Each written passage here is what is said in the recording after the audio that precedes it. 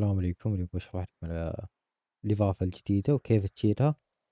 طيب لما تضغط الزد بتطلع لك القوائم هذه وبيتحرك عندك الماوس. كيف أشيلها؟ يمديك تحرك عدد اللاعبين بالمكان اللي تبيه. طيب أنا خلاص حركته كذا، تضغط الإسك. طيب ضبط عندي.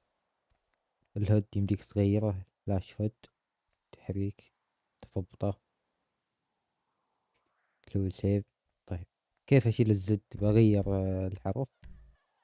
تروح هنا بعدين 5M، بعدين تروح عند هذه مو هذه نكتب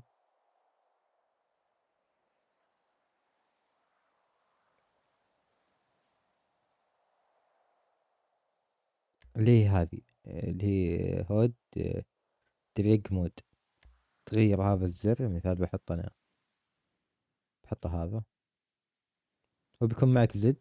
حط هذا ولا حط الزر اللي تبيه انت.